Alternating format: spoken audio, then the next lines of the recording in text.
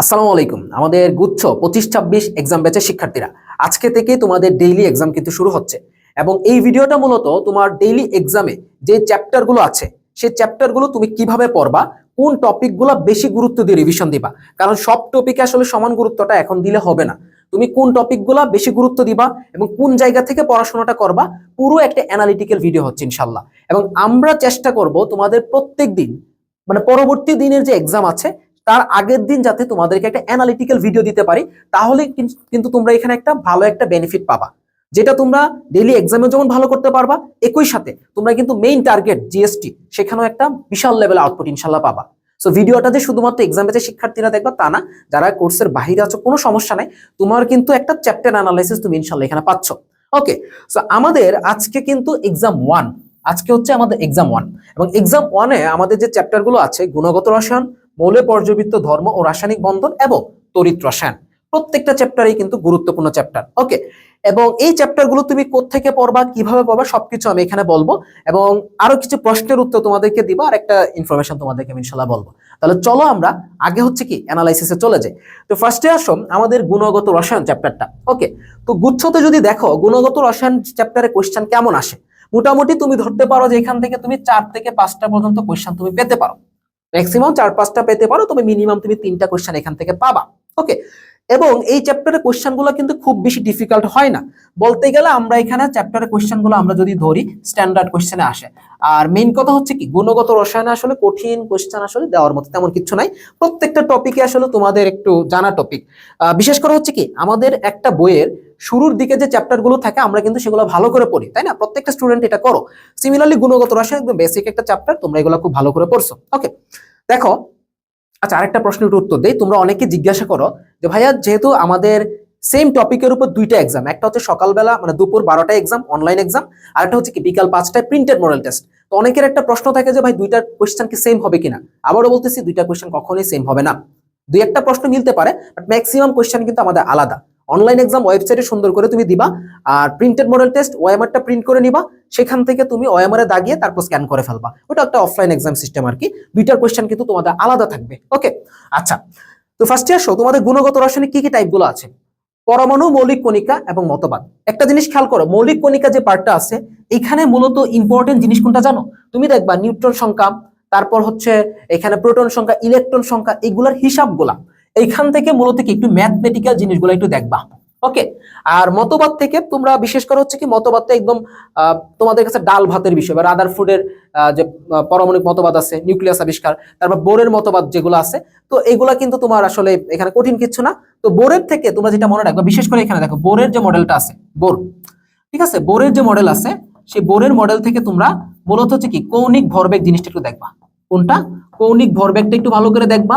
পাশাপাশি হচ্ছে কি, বোরের মডেল যে তোমার কি এক ইলেকট্রন বিশিষ্ট পরমাণু অথবা কি আয়নের বর্ণালী ব্যাখ্যা করেন, সেই বর্ণালীটা একটু তোমরা একটু পড়ে ফেলবা, কারা কারা আসলে বর্ণালীটা দেয় এই জিনিসটা পড়বা। আর রাদারফোর্ড থেকে তোমরা কি পড়বা, বিশেষ করে হচ্ছে রাদারফোর্ড থেকে তোমরা যে উপকরণগুলো আছে না, উপকরণগুলো একটু ভালো করে পড়ে ফেলবা। ওকে, এরপরে ধরো তোমার ডি ব্রগলি যে সমীকরণটা আছে এটা একটু দেখবা, আর প্লাঙ্কের সমীকরণটা দেখবা, প্লাঙ্কের ধ্রুবকটা একটু দেখে ফেলবা। ঠিক আছে, 6.626 × 10⁻34 জুল সেকেন্ড। ওকে, তো এই জিনিসগুলো একটু দেখবা। আরেকটা জিনিস, পরমাণু, মৌলিক কণিকা থেকে তো বললাম যে ম্যাথমেটিক্যাল জিনিসগুলো দেখবা। পাশাপাশি হচ্ছে কি ইলেকট্রন, প্রোটন, নিউট্রন, এইগুলার ভর বলো, এগুলো হচ্ছে কি চার্জ, এই জিনিসগুলো একটু দেখবা। যদি পারো এগুলো ব্যাসার্ধগুলো একটু দেখে ফেলো। ঠিক আছে, তো এই জিনিসটা একটু দেখবা। দেন আসো হচ্ছে কি আইসো সম্পর্কিত। তো আইসোটা কিন্তু ইম্পর্টেন্ট, বিশেষ করে হচ্ছে তোমার কি আইসোটোপ, আইসোটোন, আইসো ইলেকট্রনিক, এগুলা মানে বলার মতো কিচ্ছু নাই। আইসোটোপ মানে কি প্রোটন সংখ্যা সেম, আইসোটোন মানে কি নিউট্রন সংখ্যা সেম, আইসো ইলেকট্রনিক মানে কি ইলেকট্রন সংখ্যা সেম। আইসো ইলেকট্রনিকটা একটু বেশি গুরুত্বপূর্ণ। আরেকটা জিনিস এখানে দেখো আইসোটোপের ব্যবহার, এটা তোমাদের একবার চোখ বোলাইলেই হবে, এখানে আসার মতো কোশ্চেন নাই, এগুলো জিএসটি তে আসার মতো প্রশ্ন না, এগুলো মেডিকেল টাইপের কোশ্চেন আর কি। সো এইগুলো আইসো। আইসো মোটামুটি ধরো যে গুচ্ছতে এখান থেকে আমার মনে হয় যে কি এটা আমি 3 স্টার হিসেবে দিতে পারি, এটাকে আমরা 3 স্টার টপিক দিতে পারি এখান থেকে। আর আইসোটাকে আমরা ধরো এখানে একটা 1 স্টার টপিক দিতে পারি, লেস ইম্পর্টেন্ট, যদিও বিগত বছরগুলোতে আসছে, বাট এখানে আসার সম্ভাবনা কম। কোয়ান্টাম সংখ্যা, এখান থেকে কোশ্চেন তোমরা ইনশাআল্লাহ পাবা। গুচ্ছতে তোমরা একদম কোশ্চেন ইনশাআল্লাহ এখান থেকে পাবা, আমাদের ডেইলি এক্সামও কোশ্চেন পাবা, গুচ্ছতে ইনশাআল্লাহ এখান থেকে কোশ্চেন পাবা। কোয়ান্টাম সংখ্যা ভালো করে দেখবা, কোয়ান্টাম সংখ্যা থেকে তোমরা হচ্ছে হিসাব নিকাশগুলো করবা, তোমার ইলেকট্রন সংখ্যা, কয়টা অরবিটাল থাকতে পারে, এই জিনিসগুলো করবা। বিশেষ করে একটা চার্ট থাকে, মূলত চার্টটা কোনটা সম্ভব কোনটা সম্ভব না, এই জিনিসগুলো একটু ভালো করে দেখে ফেলো। বুঝছো? কোয়ান্টাম সংখ্যা very very very very important, must পড়বা, এটা ভালো করে পড়বা, এখান থেকে কোশ্চেন আসবে, 100% আসবে ইনশাল্লাহ। দেখো ইলেকট্রন বিন্যাস, এইটাও কিন্তু ইম্পর্টেন্ট ভাই। ইলেকট্রন বিন্যাসের নীতিগুলো যেগুলো আছে, বিশেষ করে ধরো আউফবাউন্ড নীতি, নিম্ন শক্তি স্তর থেকে উচ্চ শক্তি সম্পন্ন স্তরে যায়, এটা একটু পড়বা। হুন্ডা নীতিটা একটু দেখবা। তো এই জিনিসটা একটু দেখতে পারো, এটাকে আমরা একদম 5 স্টার টপিক হিসেবে দিতে পারি।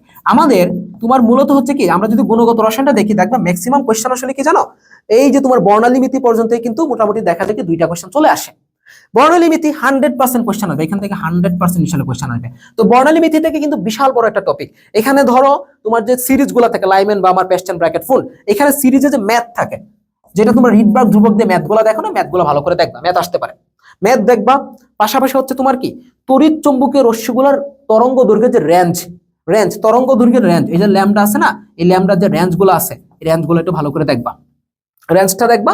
এন্ড হচ্ছে তোমার ধরো ব্যবহারগুলো একটু দেখতে পারো। ব্যবহারের ক্ষেত্রে ইউভি রশ্মির ব্যবহারটা একটু ভালো করে দেখবা। কারটা ভাই, ইউভি রশ্মির ব্যবহারটা একটু ভালো করে দেখো, তাহলে ইনশাআল্লাহ এখানটা ভালো করে কভার হয়ে যাবে। সো এই তো তড়িৎ চুম্বকীয় রশ্মি। এবং আরেকটা জিনিস দেখবা যে কোনটা তরঙ্গ দৈর্ঘ্য কম, কোনটার বেশি, কোনটা শক্তি কম, কোনটার শক্তি বেশি, কম্পাঙ্ক কম, কম্পাঙ্ক বেশি, তরঙ্গ সংখ্যা কম, তরঙ্গ সংখ্যা বেশি। এখানে একটা সিম্পল তুমি ট্রিক্স খাটাইতে পারো, সেটা হচ্ছে কি, তরঙ্গ দৈর্ঘ্য যার কম তার বাকি সবকিছু বেশি। তরঙ্গ দৈর্ঘ্যের সাথে বাকি সবকিছু কি ব্যস্তানুপাতিক সম্পর্ক, এটা মনে রাখবা। যেমন আমরা বলি কি, মগারে অদৃশ্য অবস্থায় মাইক্রো রেডিও দাও, এইভাবে আমরা কি করতে পারি, মহাজাগতিক, গামা, এক্স রে, তারপর হচ্ছে তোমার কি এখানে ধরো অতি বেগুনি, দৃশ্যমান, অবলোহিত, মাইক্রোওয়েভ, রেডিও ওয়েভ, এই যে আমরা রেঞ্জটা শিখে গেছি। তারপর কি দৃশ্যমানের রেঞ্জটা কি বেনিয়া সহকলা, এই তো হয়ে গেছে, এইটুকু বললে তোমার হয়ে যাবে। তবে কিছু কিছু ক্ষেত্রে তোমার তরঙ্গ দৈর্ঘ্যের রেঞ্জটা কিন্তু চলে আসে, সেটা হয়তোবা তোমরা যারা আমার কোনো ক্লাস করছো আমি সেখানে বলে দিছি, এখন তার ডিটেলসে বলার কোনো নাই। তোমরা প্রয়োজন হচ্ছে কি আমার গুণগত রসায়নের যে কোশ্চেন ব্যাংক সলভ ক্লাসটা আছে ইউটিউবে, এটা তোমরা করতে পারো, ইনশাআল্লাহ এখান থেকে কভার হয়ে যাবে। দ্রাব্যতা, দ্রাব্যতার গুণফল, দ্রাব্যতা থেকে প্রশ্ন আসার সম্ভাবনা কম, তবে দ্রাব্যতার গুণফলটা দেখতে পারো, তবে এটা কিন্তু লেস ইম্পর্টেন্ট। এখানে আরেকটা জিনিস আসতে পারে, তোমার কিছু থিওরিটিক্যাল কোশ্চেন কিন্তু এখান থেকে আসতে পারে। দ্রাব্যতার গুণফলের ম্যাথের থেকেও বেশি ইম্পর্টেন্ট কিন্তু থিওরিটা, ভালো করে দেখবা।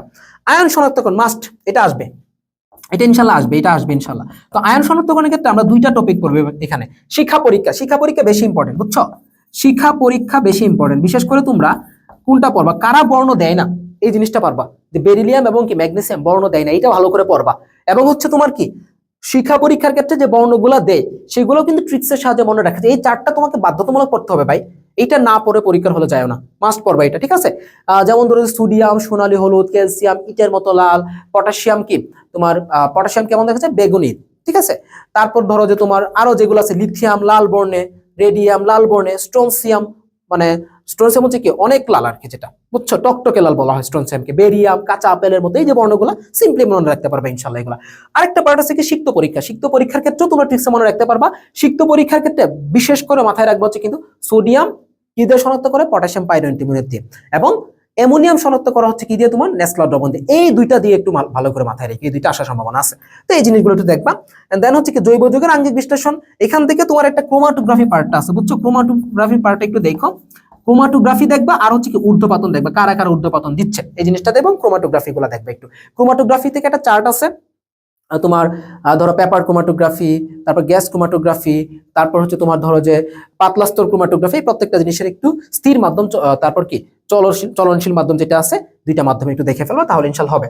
দেন আসলে কি লাস্টের দিকে হচ্ছে কি তেজস্ক্রিয়তা, লেস ইম্পর্টেন্ট টাইপ একটা, তেজস্ক্রিয়তা থেকে তেমন কোশ্চেন আসার মতো না, এইটা না পড়লেও হচ্ছে, তবে পড়ে যাবে, এটা একদম সিম্পল জিনিস, left hand side equal right hand side, এইভাবে তোমরা প্রমাণ করতে পারো। সো মোট কথা হচ্ছে কি, তোমরা বেশি গুরুত্ব দিবা কোন পার্টটাকে, বেশি গুরুত্ব দিব হচ্ছে কি একদম এই কোয়ান্টাম সংখ্যা, ইলেকট্রন বিন্যাস, বর্ণালী মিতি, দ্রাব্যতার গুণফল, আয়ন শনাক্ত, মাঝের যে এই 5টা টাইপ আছে, 5টা টাইপ ভেরি ভেরি ইম্পর্টেন্ট, আর বাকিগুলো মোটামুটি ইম্পর্টেন্ট। আমার কাছে মনে হচ্ছে যে এবারও জিএসটি তে এখান থেকে 4-5টা কোশ্চেন আসতে পারে। ওকে, এখন আসো তুমি আসলে কোত্থেকে পড়বা জিনিসগুলো, আমি তোমাকে একদম সাজেস্ট করবো ডিইউ এর কোশ্চেন মাস্ট দেখবা, ডিইউ, জেইউ এবং হচ্ছে কি জিএসটি রিলেটেড যে কোশ্চেন, আর বিশেষ করে আরইউ, এই 5টা জিনিস যদি অন্তত দেখতে পারো, মিনিমাম যদি 5টা জিনিস দেখতে পারো, তাহলে একদম তোমার জন্য বেশি ভালো। তবে আরেকটু ভালো হইতে পারে যদি চট্টগ্রামটা অ্যাড করতে পারো বা এগ্রিটা অ্যাড করতে পারো, তাহলে তোমার কিছু দেখা লাগবে না। ওকে, তো এইভাবে তুমি ইনশাআল্লাহ এটা কভার করতে পারবে। আমি মোটামুটি একটা সামারি তোমাদেরকে করে দিচ্ছি কিন্তু। ওকে, আচ্ছা, তো বুঝতে পারছো গুণগত রসায়ন কিন্তু চলে গেছে। ওকে, তো ইনশাআল্লাহ তোমরা এই টপিকগুলো ভালো করে দেখো, আর যেগুলো কোশ্চেন বললাম এগুলো একটু দেখে ফেলো। তারপরও যদি কারোর কাছে সময় থাকে অনুশীলনী দেখো, আমাদের ডেইলি এক্সাম অনুশীলনী থেকে 2-1টা প্রশ্ন কিন্তু আমরা অ্যাড করে দিছি, আগে থেকে কোশ্চেন ফাঁস করে, যে কোশ্চেন আমি করছি কিন্তু। ওকে, সকাল 12টায় মানে দুপুর 12টায় ইনশাআল্লাহ দেখতে পারবা, ঠিক আছে? আচ্ছা, তারপর আসো ওকে, নেক্সট চ্যাপ্টার কোনটা আছে? আচ্ছা, নেক্সট। ওকে, যারা এখনো কোর্সে এনরোল করো নাই, ওকে, তাদেরকে একটু বলি, আমাদের এই এক্সাম ব্যাচটা কিন্তু খুবই দুর্দান্ত লেভেলের একটা এক্সাম ব্যাচ। কেন বলতেছি, আমরা এখানে ওয়েবসাইটে 18টা অনলাইন এক্সাম যেমন নিচ্ছি, পাশাপাশি তুমি বাসায় বসে একটা অফলাইনে পরীক্ষা দিয়ে তুমি ওএমআরটা স্ক্যান করে সুন্দর করে একটা রেজাল্ট, উত্তরপত্র সবকিছু দেখতে পারবা। এটা একটা ইউনিক সিস্টেম, বাংলাদেশে কোথাও নাই আমার মনে হচ্ছে, যেটা আমি যতটুকু জানি বাংলাদেশে কোথাও নাই। বিশেষ করে জিএসটি এর জন্য তুমি কোথাও অন্তত পাবা না, যে বাসায় বসে তুমি অফলাইনে পরীক্ষা দিবা, সাথে সাথে অনলাইনে পরীক্ষা দিবা। ও, আরেকটা জিনিস তোমাদের কিন্তু আজকে মানে সন্ধ্যা 7টায় কিন্তু তোমাদের গাইডলাইন সেশন আছে, সেটা একটু মাথায় রাখো। এবং মেরিট লিস্ট দেখবা তো, আজকেও ডিসকাউন্টে ভর্তি চলমান আছে। কমেন্ট চেক করে ওয়েবসাইট থেকেও ডিরেক্ট এনরোল করতে পারো, অথবা ম্যানুয়ালি হোয়াটসঅ্যাপে মেসেজ দিয়ে এনরোল করতে পারো। ইনশাআল্লাহ তোমরা একটা পূর্ণাঙ্গ একটা সাপোর্ট কিন্তু এখানে পাবা। আরেকটা জিনিস একটু বলে দেই, আমরা এটাও চেষ্টা করতেছি তোমাদের এক্সাম ব্যাচে, যেহেতু শুধুমাত্র এক্সাম নেওয়ার কথা ছিল, তবে আমাদের একটা প্ল্যান হচ্ছে কি, আমরা তোমাদেরকে একটা পিডিএফ স্টোর দিব, যেখানে হচ্ছে কি আমাদের যে ফুল কোর্সের যে ক্লাসের স্লাইডগুলো আছে, স্লাইডগুলো যেগুলো আমাদের ক্লাস কমপ্লিট হয়ে গেছে, ফুল কোর্স এখনো পুরোপুরি কমপ্লিট হয় না, ঈদের আগে আমরা কমপ্লিট করবো ইনশাআল্লাহ। তবে ম্যাক্সিমাম ক্লাসই কমপ্লিট, যেমন কেমিস্ট্রি হচ্ছে পরিবেশ রসায়ন বাকি আছে, আর অর্গানিকে 2টা ক্লাস বাকি আছে, তাহলে আমাদের শেষ। তো তোমাদেরকে যেটা করব, আমরা কিন্তু স্লাইড গুলো ইনশাল্লাহ তোমাদেরকে পিডিএফ স্টোরে আমরা দিয়ে দেওয়ার চেষ্টা করতেছি, হয়তো আজকের দিনটা লাগবে আমাদের এটা কমপ্লিট করতে আর কি। ওকে, সো তোমরা ইনশাল্লাহ স্লাইড গুলো যদি রিভিশন দাও, ভাই আর কিছু লাগবে না ইনশাল্লাহ, এমন ভাবে গুছানো আছে প্রত্যেকটা, সেটা ম্যাথ, ফিজিক্স, কেমিস্ট্রি, বায়োলজি প্রত্যেকটা জন্য ইনশাল্লাহ পাবা তোমরা, ঠিক আছে? আচ্ছা, পরের চ্যাপ্টারটা চলো হচ্ছে আমাদের মৌলে পর্যাবৃত্ত ধর্ম। Very very very important chapter, very very important chapter একটা। আচ্ছা, এখানে আসলে কি আছে, পর্যায় সারণী আছে, পুরো পর্যায় সারণীতে যে এসপিডিএফ ব্লক আছে, চুম্বক ধর্ম আছে। ওকে, এরপর ধরো পর্যায়বৃত্ত ধর্ম, এখানে দেখো আয়নীকরণ শক্তি, তারপর পারমাণবিক ব্যাসার্ধ, এরপর হচ্ছে তোমার ইলেকট্রন শক্তি, তড়িৎ ঋণাত্মকতা, তড়িৎ ধনাত্মকতা, এই যে টাইপগুলো আছে এগুলো কিন্তু খুবই গুরুত্বপূর্ণ টাইপ। রাসায়নিক বন্ধন আছে, রাসায়নিক বন্ধনের প্রকার, ওকে, কত প্রকার বন্ধন দেখা যায়, কোনটা কি বন্ধন, বিশেষ করে হাইড্রোজেন বন্ধন, সংকরণ আছে, ফাজানের নীতি আছে, অষ্টক তত্ত্ব, মুক্ত ডিরেক্ট বন্ডটা, এই কয়টা। আর একটা জিনিস বাকি আছে, সেটা হচ্ছে কি অক্সাইড, ঠিক আছে? আচ্ছা, তো এখানে মূলত দেখো পর্যায় সারণী, পর্যায় সারণী থেকে যদি কোয়েশ্চেন আসে, এস ব্লক থেকে কোয়েশ্চেন আসার সম্ভাবনা খুবই কম, এস ব্লক থেকে সচরাচর কমই কোয়েশ্চেন আসে। তবে বিশেষ করে তোমরা পি ব্লকের যেগুলো আছে, পি ব্লকের নিট্রোজেন, চ্যালকোজেন, হ্যালোজেন, এগুলো একটু ভালো করে দেখবা। ওকে, আর ডি ব্লকের ক্ষেত্রে অবস্থান্তর গুলো একটু দেখবা। ডি ব্লক মানে কি, অবস্থান্তরের বৈশিষ্ট্য দেখবা, একটু অবস্থান্তরের বৈশিষ্ট্যগুলো একটু দেখে ফেলো, ঠিক আছে? ইম্পর্টেন্ট আছে। আর চুম্বক ধর্ম যেগুলো আছে, যেমন কি আমরা যদি বলি কি এস ব্লক, কি দেখা যায়, ডায়াচুম্বক ধর্ম, পি ব্লক প্যারাচুম্বক ধর্ম, ডি ব্লক প্যারাচুম্বক ধর্ম দেখা যায়, আয়রন, কোবাল্ট, নিকেল ফেরোচুম্বক ধর্ম দেখা যায়। এগুলো সিম্পল না একদম। আচ্ছা, আরেকটা জিনিস পড়বো কি, এফ ব্লক, এফ ব্লকটা কত নাম্বার গ্রুপ? 3 নাম্বার গ্রুপ, দুইটা সিরিজ, ল্যান্থানাইড এবং অ্যাক্টিনাইড। ল্যান্থানাইডে 15টা মৌল, অ্যাক্টিনাইডসে 15টা মৌল, এই যে 30টা মৌল আছে। ওকে, কে ল্যান্থানাইডসে অ্যাক্টিনাইডসে থাকা সত্ত্বেও এফ ব্লকের না, এই জিনিসগুলো দেখবা। এবং বিশেষ করে কিন্তু এসপিডিএফ, এস এর 14টা, পিতে হচ্ছে তোমার কি 36টা, ডিতে হচ্ছে 41টা, এফ এ হচ্ছে কি 27টা, মৌল সংখ্যাটা একটু পড়বা, এই তো হয়ে গেছে, আর কিছু নাই। আর পর্যায় সারণী বেসিক যে ধারণাগুলো আছে, কয়টা মৌল আছে, 118টা মৌল আছে, কয়টা গ্রুপ, কয়টা পর্যায়, এই জিনিসগুলো দেখলে হবে। গ্রুপ পর্যায় নির্ণয় দেখবা, একদম সিম্পল জিনিস ভাই, সিম্পল জিনিস। হ্যাঁ, পর্যায় নির্ণয় কি, সর্বোচ্চ প্রধান কোয়ান্টাম সংখ্যা। আর গ্রুপ নির্ণয় কি, এস এ থাকলে যে কয়টা ইলেকট্রন থাকবে এস এ, তারপর তোমার পিতে থাকলে হচ্ছে কি এস প্লাস পি প্লাস 10, ডিতে থাকলে হচ্ছে কি এস প্লাস ডি, হয়ে গেল। আর এফ এ থাকলে তো 3 নাম্বার হবে, এই তো বলে দিছে একদম। তো এটা সিম্পল, এটার একটা কোশ্চেন যদি আসতে পারে পুরা, এটা কিন্তু বড় একটা টাইপ, পুরা থিওরিটিক্যাল একটা টাইপ, একদম লাইন বাই লাইন পড়ার মতো।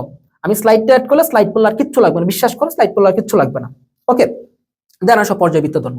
এখান থেকে এমন হইতে পারে 2টা কোশ্চেনও থাকতে পারে, বুঝছো? 2টা কোশ্চেনও থাকতে পারে। আয়নীকরণ শক্তি একদম সিম্পল জিনিস আসবে, সিম্পল জিনিস, কোনো জটিল কিচ্ছু না। বাম থেকে ডানে গেলে কি হয়, বাড়ে, উপর থেকে নিচে গেলে কমে, শেষ। ইলেকট্রন আসক্তি যদি আসে, তাহলে ভাই কোনটা আসবে জানো? Fluorine, chlorine, bromine, iodine.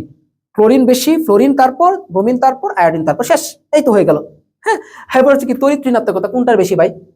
ফ্লোরিনের বেশি, 4 তড়িৎ ঋণাত্মকতা, বাম থেকে ডানে গেলে বার, উপর থেকে নিচে গেলে কমে। তড়িৎ ধনাত্মকতা ঠিক উল্টাটা। কর্ণধর্ম, বুঝছো, 9 থেকে কম থাকলে 9 যোগ করবা, শেষ।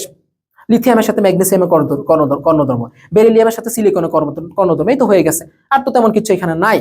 তারপর কি পারমাণবিক ব্যাসার্ধ, বাম থেকে ডানে গেলে ভালো, উপর থেকে নিচে গেলে কমে, শেষ, আর কিছু নাই এখানে।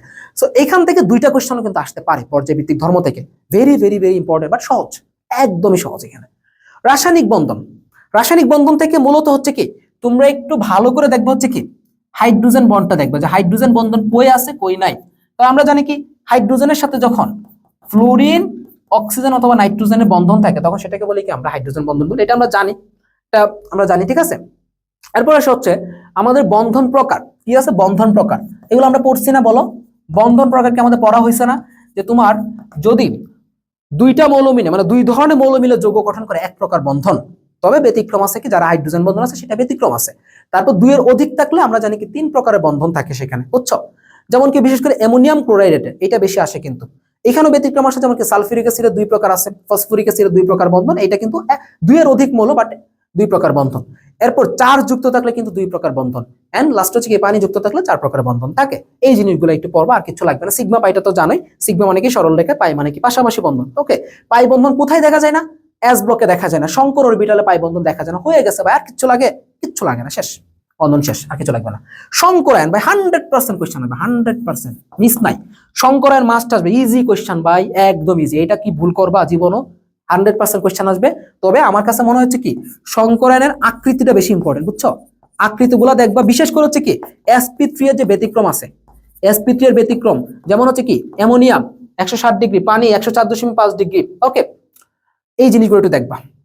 Phosphonium pH3 94 degree, hydrogen sulphide 92 degree. Okay, so ওই জিনিসগুলো একটু ভালো করে দেখবা, ব্যতিক্রমগুলো মেইনলি আসে কিন্তু। আর শঙ্করায়ন কিভাবে নির্ণয় করতে এটা তোমাদেরকে আর বলার কিছু নাই। তবে এখানে অনেকে শুধু মানে অজৈব যৌগের শঙ্করায়নগুলো শেখো, বাট তোমরা যে জৈব যৌগের শঙ্করায়ন আছে সেগুলো কিন্তু অনেকে শিখতেছো না, এগুলো শিখবা। তারপর তোমরা জটিল যৌগের শঙ্করায়ন কিন্তু শিখো না। তো জটিল যৌগের যে শঙ্করায়নগুলো সেটা কিন্তু সন্নিবেশ সংখ্যা দিয়ে নির্ণয় করতে হয়। ওকে, সন্নিবেশ সংখ্যা জিনিসটা কি?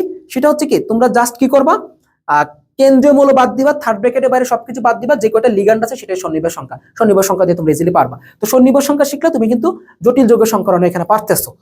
ইম্পর্টেন্ট কিন্তু শঙ্করায়ন ইনশাআল্লাহ শেষ। আকৃতিটা ভালো করে দেখে, কিন্তু কোনগুলো ভালো করে দেখো, হ্যাঁ কোনগুলো আকৃতি কোন, এগুলো দুইটাই দেখবা। ফাজানের নিতে এখানে ভাই একটা কোশ্চেন না এসে কি পারা যায়, ক্যাটা মামা ছোট হলে এনা মামা বড়, DOF থাকলে সেই মামাকে ধরে শেষ। তো এই যে ফাজানের নীতি কার জন্য ভাই? সমযোজী যৌগের আয়নিক বৈশিষ্ট্য, মানে আয়নিক যৌগের তোমার সমযোজী বৈশিষ্ট্যের জন্য। অর্থাৎ একটা আয়নিক যৌগের কতটুকু সমযোজী বৈশিষ্ট্য আছে সেটা আমরা নির্ণয় করি এটা দিয়ে। সো আমার মনে হয় না এটা দিয়ে তোমাদের কোনো প্রবলেম আছে। এটা দিয়ে কি করতে পারি আমরা? পোলার আয়ন নির্ণয় করতে পারি। হ্যাঁ, এটা দিয়ে আমরা গলনাঙ্ক, স্ফুটনাঙ্ক, দ্রবণীয়তা, দ্রাব্যতা প্রত্যেকটা জিনিস আমরা এখান থেকে আমরা এটা দিয়ে পারি কিন্তু। তো ফাজানের নীতি মাস্ট পড়বা। এই দুইটা থেকে দুইটা কোশ্চেন আমার মনে হচ্ছে যে চলে আসবে। এমনিতে তোমাদের দেওয়া আছে, অনেক কোশ্চেন দেওয়া আছে এই ডেইলি এক্সামে, বাট মেইন এক্সামে কিন্তু দুইটা থেকে দুইটা প্রশ্ন আসতে পারে। সো মাস্ট দুইটা টপিক ভালো করে পড়বা। অষ্টক তত্ত্ব, মুক্তজোড় এগুলা ইজি একদম, এগুলা পড়বা। বন্ড অর্ডার পড়বা, এন্ড লাস্ট হচ্ছে অক্সাইড পড়বা।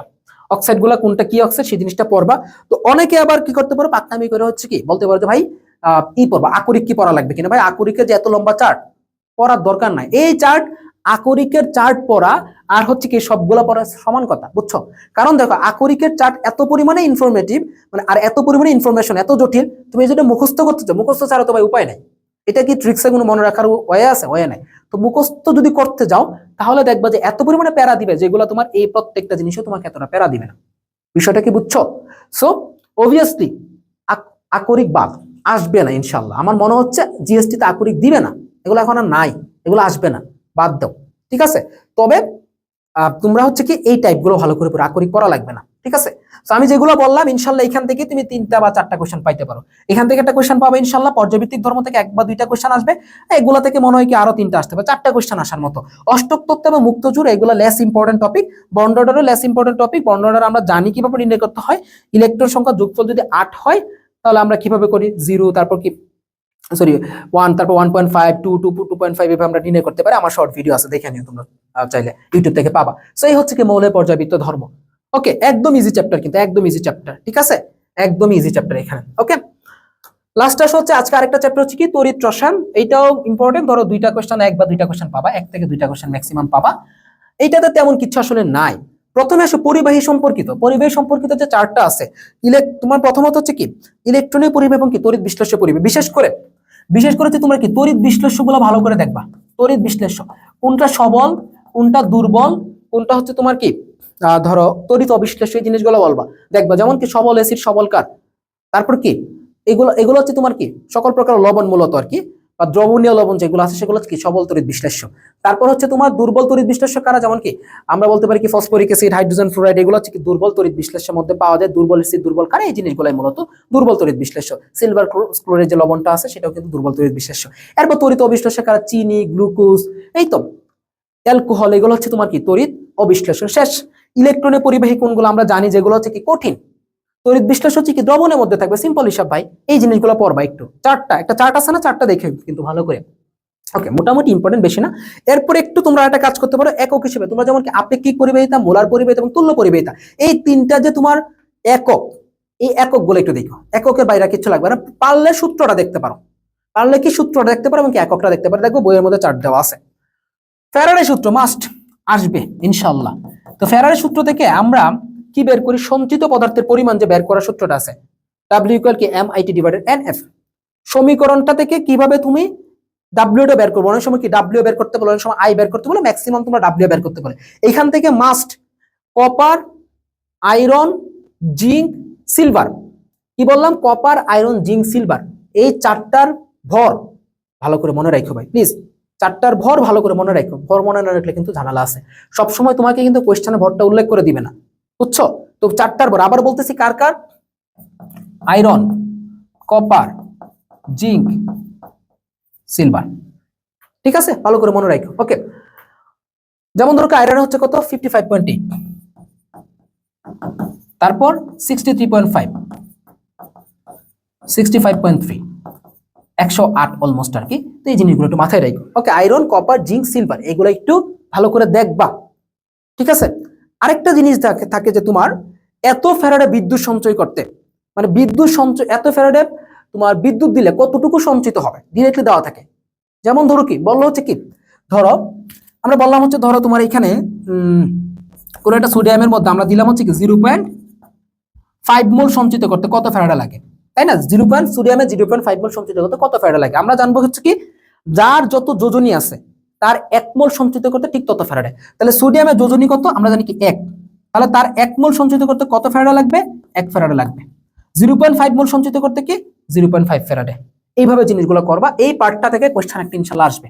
এখান থেকে আসার মানে না আসলে আর কোত্থেকে আসবে বলো? তড়িৎ রাসায়নিক সিরিজ, এইটা যদি না পারো তোমার এই চ্যাপ্টার ধরার দরকার নাই। এই সিরিজ কি পারবা না বলো? লি, কে বা কেনা, মোগলাই, মেঘাইবার, আরো অনেক সূত্র দিয়ে তোমরা বের করতে পারবে। তো এইটা না পারলে কি হয় বলো? এই সিরিজটা যদি ভালো করে পারো তাহলে বুঝতে পারবা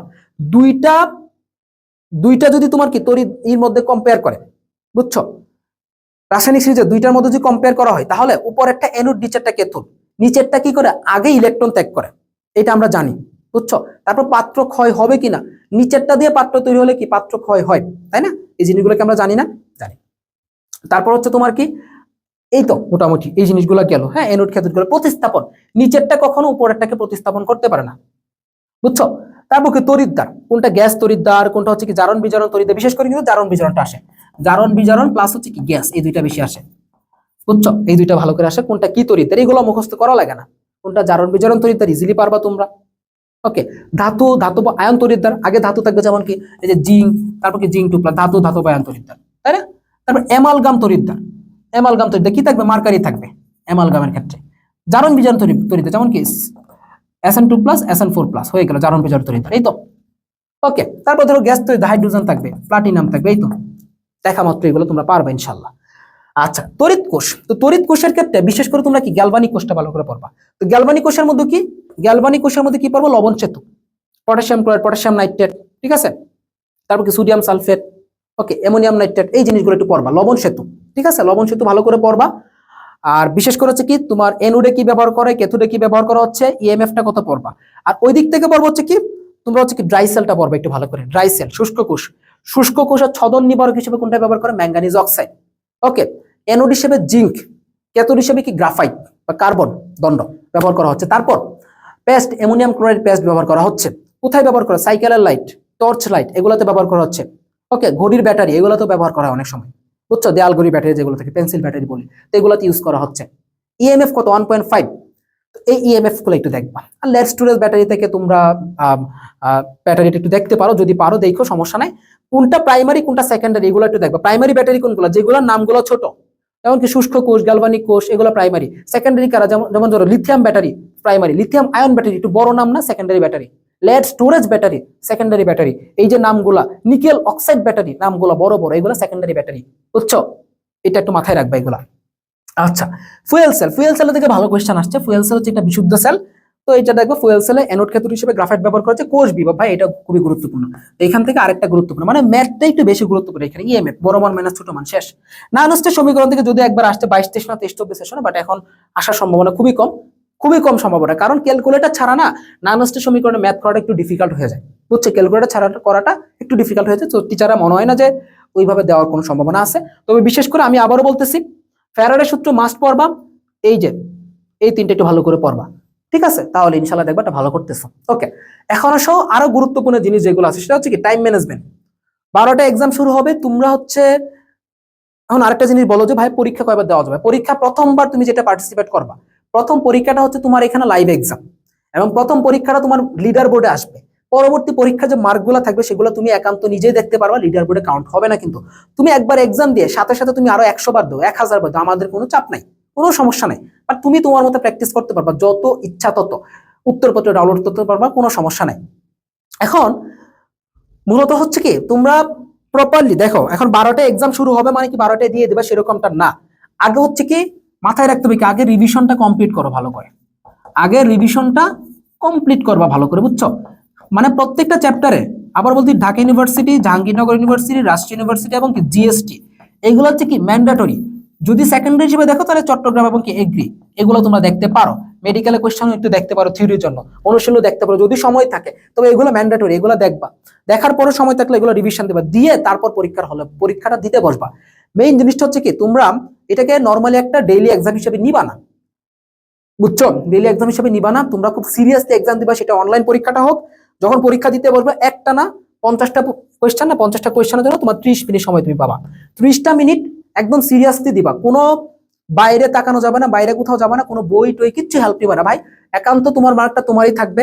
নো আমরা এখানে তোমাকে কোনো এখানে কোনো প্রকার প্রেশার ক্রিয়েট করবো বা এটাই না, হয়তো তোমাকে আমরা গাইডলাইন সেশন একটু গাইড করবো, বাট এটা নিয়ে আসলে তোমার কোনো প্রকার লজ্জা পাওয়া উচিত না। তুমি প্রয়োজনে ধরো 50-এর মধ্যে কত পাইছো, ধরো 10 পাইছো, আমাদের কোনো সমস্যা নাই। আমি চাই তুমি পরের দিন এক্সামে যাতে তুমি 15 পাও, এইভাবে ইমপ্রুভমেন্টটা নিয়ে আসবা। ওকে, সো খুব অনেস্টলি পরীক্ষা দিবা। অনেস্টলি পরীক্ষা দিলে তুমি জিএসটি তে ভালো করতে পারবা। ডিসঅনেস্টি মেইনটেইন করে যদি পরীক্ষা দাও, হয়তো ডেইলি এক্সাম তুমি ফার্স্ট হয়েছো, কোনো সমস্যা নাই, বা জিএসটি তে তুমি মেইন এক্সামে গিয়ে খারাপ করবা, তো কি দরকার আছে ভাই খারাপ করার? ডেইলি এক্সাম আহামরি কি, এখানে তুমি প্র্যাকটিস করতে আসছো, এখানে তুমি প্র্যাকটিস করতে আসছো, তুমি যাচাই করতে আসছো, এবং এক্সামে যেগুলো ভুল হয় সেগুলো তুমি কি করবা, সাথে সাথে রিভিউ করে ফেলবা। এগুলোর জন্য তুমি এক্সাম বেঁচে আসছো, তুমি এখানে ফার্স্ট সেকেন্ড হইতে আসো নাই। ওকে, আমি অনেক দেখছি ভাই, অনেক স্টুডেন্ট 50% কম মার্ক পায় কিন্তু জিএসটি তে অনেক টপ পজিশন করে, আমাদের স্টুডেন্টই। আমি অনেক স্টুডেন্ট দেখছি এক্সাম বেঁচে টপ 5-এ থাকে, বাট জিএসটি তে চান্সও পায় না। আমার দেখা ভাই, একদম বাস্তব বাস্তব দেখা আমার একদম, ঠিক আছে? তো ওইগুলা দেখা করার দরকার নাই। তুমি একদম অনেস্টলি পরীক্ষা দিবা। যখন পরীক্ষা দিতে পারবে মনে করবা যে আমি মেইন এক্সামে বসছি, এতটুকু সিরিয়াসনেস নিয়ে দেখবা। প্রিন্টেড মডেল টেস্টটা মিস করিও না ভাই, প্লিজ মিস করিও না। ওএমআরটা নিয়ে সুন্দর করে দাগাবা, সুন্দর করে দাগাবা, দাগা একদম স্ক্যানারের ছবিটা তুলে তারপর কি করবা, স্ক্যান করে ফেলবা আমাদের ওয়েবসাইটে, দেখবা সুন্দর করে রেজাল্টটা চলে আসছে। প্র্যাকটিস করবা। ওকে, যেখানে ভুল হচ্ছে সাথে সাথে, যেখানে ভুল হচ্ছে সাথে সাথে কি করবা, সেটাকে রিভিউ করে সুন্দর করে রেখে দিবা, পরের দিনে এক্সামের জন্য প্রিপারেশন নেওয়া শুরু করবে ইনশাআল্লাহ, ঠিক আছে? তো আশা করি তোমরা চ্যাপ্টার গুলো দেখছো, এইভাবেই পড়বা। মোটামুটি সামারিও দিয়ে দিচ্ছি ইনশাআল্লাহ। এক্সামগুলো সুন্দর করে দাও। কোনো প্রকার কমপ্লেইন থাকলে বা কোনো প্রকার কোয়েশ্চেন থাকলে অবভিয়াসলি আমাদের হোয়াটসঅ্যাপে জানাবা, পেজে জানাবা, তোমাদেরকে আমরা সেইভাবে হেল্প করার চেষ্টা করবো ইনশাআল্লাহ, ঠিক আছে? আল্লাহ হাফেজ, আসসালামু আলাইকুম।